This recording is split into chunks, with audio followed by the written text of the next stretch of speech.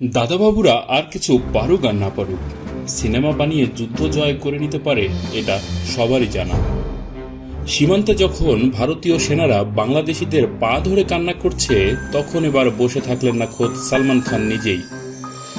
যুদ্ধে জড়িয়ে পড়ছেন পরাশক্তি চীনের সাথে।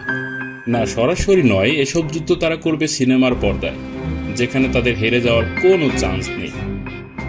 সরাসরি যুদ্ধ করবে এতটা সুপুরুষ হয়ে জন্মায় না কোনো ভারতীয় অভিনেতা।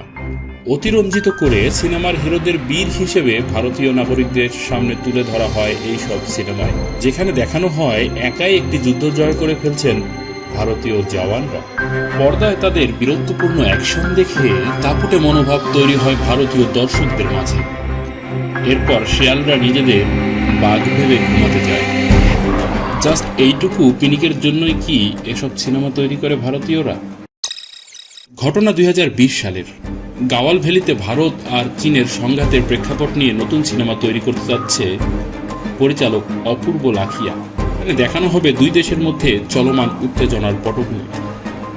সবচেয়ে চমকপ্রদ তথ্য হল, সেখানে একজন দাপুটে সেনা কর্মকর্তার ভূমিকায় অভিনয় করবেন সালমান খান।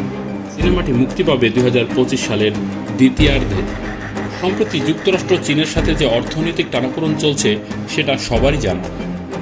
সেখানে অনেকটা নিজেদের পক্ষের অবস্থান জানান দিল ভারত। মাধ্যম সিনেমা, যেখানে তারা সব পারে।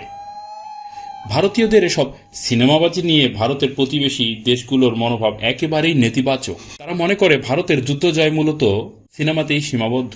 অনেকে হাসি ঠাট্টা তামাশায় মেতে ওঠে তাদের এসব জ্ঞানহীন কর্মকাণ্ড দেখে। তাতেও কি হুঁশ ফিরবে ভারতীয়দের? হুঁশ ফিরবে সিনেমার বীর ভারতীয় জওয়ান সালমান শাহরুখদের?